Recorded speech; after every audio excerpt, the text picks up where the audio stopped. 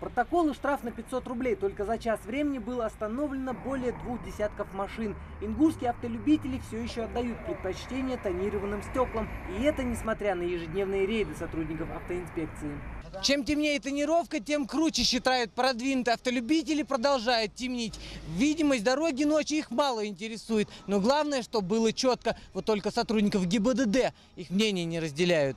Большинство нарушителей сами снимают тонировочную пленку в присутствии автоинспекторов, но и не обходится без любителей поспорить. На этот раз в словесной баталии попытался ввязаться водитель Toyota Camry, но смог вовремя остановиться. Небольшая профилактическая беседа со стороны представителей Совета тейпов и конфликт исчерпан. Мужчина снимает пленку. Такое внимание к тонированным авто не случайно. Глава Ингушетии дал указание сотрудникам госавтоинспекции усилить работу по растонированию автомобилей чиновников и сотрудников правоохранительных органов. Президент дал республиканский указ, чтобы эти пленки снять.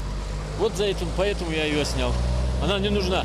И Кажевский круг. 5 экипажей ДПС, дорожные инспекторы одну за другой тормозят закатанные в пленку автомобили. Если водитель наказанию противится, в дело вступает электронный прибор, с помощью которого определяют уровень затемнения.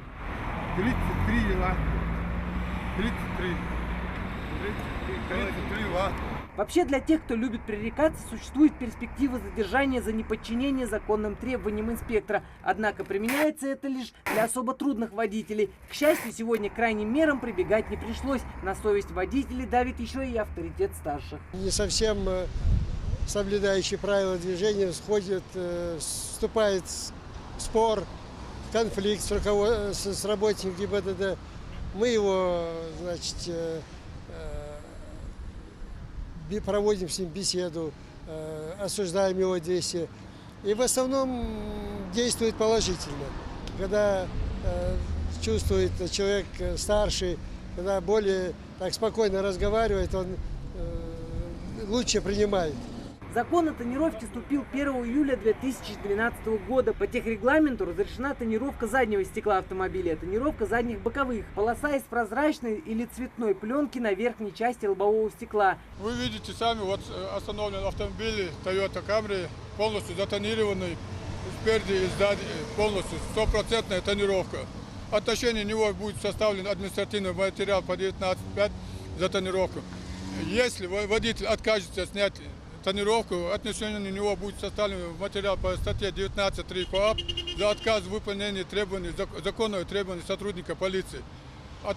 И будет доставлен в мировой суд, где в отношении него будет вынесено постановление, примерно лишение свободы до 15 суток имеет право. Конечно, о полной победе света над тьмой говорить пока рано, но строгие наказания заставят многих задуматься о том, чтобы лишний раз не скрываться от людских глаз в глубине сумрака.